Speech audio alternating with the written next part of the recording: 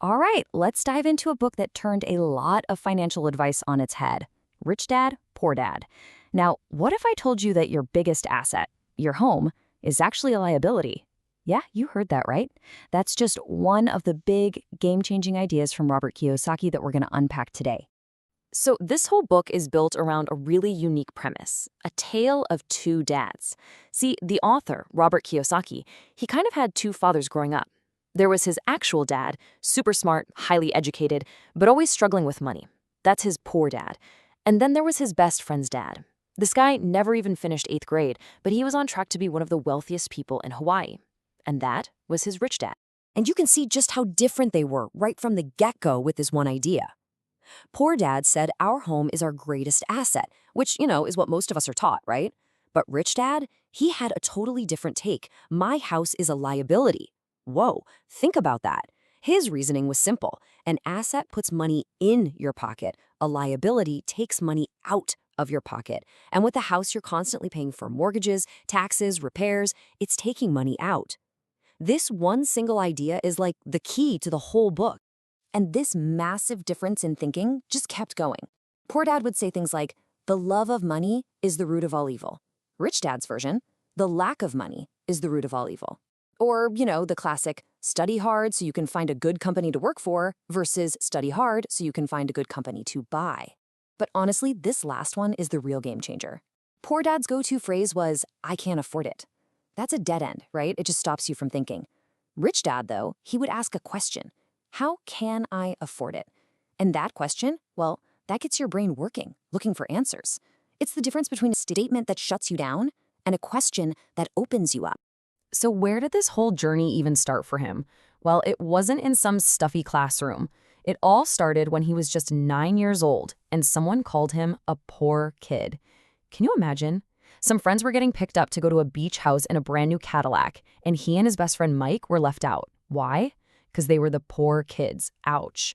That feeling, that sting of being excluded is what made him go to his dad and ask that life-changing question, Dad, can you tell me how to get rich?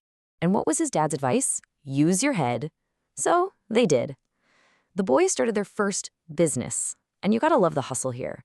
They collected old lead toothpaste tubes from all the neighbors, melted them down over a little grill, poured the molten lead into molds, and started making counterfeit nickels. I mean, they were literally making money.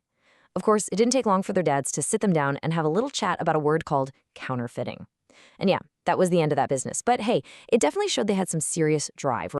All right, so after that whole counterfeiting adventure, Robert's dad finally admitted, look, son, if you want to learn to be rich, don't ask me.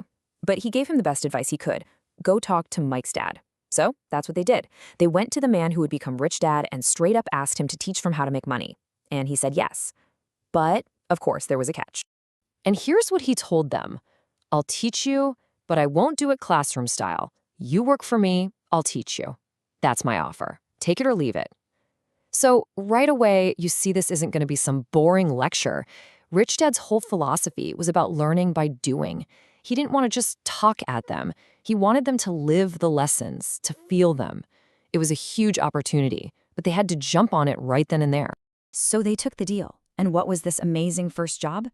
Dusting canned goods for 3 hours every single Saturday. Imagine that. They had to take every can off the shelf in one of Rich Dad's stores, dust it, and then stack it all back up perfectly. It sounds absolutely mind-numbing, right? And for all that work, the big question was, what was the pay? 10 cents an hour. Seriously, even back in the 1950s, that was basically nothing. We're talking 30 cents for 3 hours of boring work. That's barely enough to buy a comic book or two. You can imagine how they felt. They were frustrated, they felt used, they felt like they were getting totally ripped off. And so this brings us to life's first lesson. After 4 weeks of this, Robert finally snapped. He was done. He was ready to quit. I mean, he felt totally cheated, right? Rich Dad said he'd teach him, and instead, he's just using him as cheap labor. So, yeah, he was ready for a fight. Yeah, after a whole month of this, he was completely fed up. He marched right into Rich Dad's office, totally ready to let him have it. His own dad had even told him, you demand 25 cents an hour or you walk. So he was fired up, he was angry, and he was not backing down. And he just let loose on him. He's yelling, "You want all the money and you don't take care of your employees. I deserve to be treated better." He didn't hold anything back. He called him a greedy crook, accused him of breaking child labor laws. I mean, he basically said everything that most people wish they could say to their boss but are way too scared. And you'd expect Rich Dad to get mad, right? But he didn't. He was totally calm. He was actually smiling. And he says, "I am teaching you." He explained that this feeling, this anger and frustration, that was the lesson. Life is the best teacher, he said. It doesn't talk to you, it just pushes you around. And when you feel that push, it's life's way of saying, "Hey, wake up. There's something you need to learn right now." And then he dropped this bombshell of wisdom on him. He said, look, if you think I'm the problem, then you have to try and change me. Good luck with that. But if you realize that you are the problem, then you can change yourself. And that's it, right there. It's so easy to blame your boss, your job, your low pay. But real change, real power, comes when you stop blaming everyone else and ask, okay, what can I do differently? What can I learn here? And that whole angry confrontation, that was the key. It unlocked the single most important lesson in the entire book. It's about seeing this invisible trap, this pattern that almost everyone gets stuck in for their whole lives. He calls it the rat race. And it's this endless loop that's run by two emotions, fear and greed. Think about it. The fear of not having money makes you get a job. Then you get that paycheck and desire kicks in. You start thinking about all the cool stuff you can buy. And boom, the pattern is set. Get up, go to work, pay bills. Get up, go to work, pay bills. You're not in control anymore. You've become a slave to your paycheck. And this leads us to the biggest, most fundamental idea in the whole book. Say it with me. The poor and the middle class work for money. The rich have money work for them. It's a total mindset shift. See, most of us spend our lives trading our time for money, but the rich figure out how to get their money to do the work. They build or buy things, assets, that generate income all by themselves, even when they're sleeping. So to really hammer this lesson home, Rich Dad hits them with a new deal. And this one is a real shocker. He tells Robert, go back to work, same job, same hours, but now I'm going to pay you nothing. Zero. It sounds crazy, right? But what he was doing was forcing them to stop thinking about a paycheck. He wanted to break that mental link and get their brains to look for other ways, other opportunities to make money that didn't involve a wage. This brings us to the final test. This wasn't about dusting cans anymore. This was a test of their emotions. Could they master that fear of having no money? And could they control that desire for a bigger and bigger paycheck? Well, Rich Dad decided to push that desire to the absolute limit. So picture this. The boys are working for free, and Rich Dad comes by and starts dangling these tempting offers in front of them. First, he offers 25 cents an hour, then a whole dollar an hour, then $2, and then he offers them $5 an hour. Now, you have to remember, this is 1956. $5 an hour was an absolutely insane amount of money for a kid.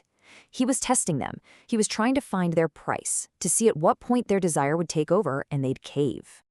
But here's the crazy part. Something amazing happened. The offers got so big, so ridiculous, that the boys just stopped being tempted. It was like a switch flipped. And by saying no to that lure of a bigger paycheck, by keeping their emotions under control, their minds just opened up. It was like a fog had lifted.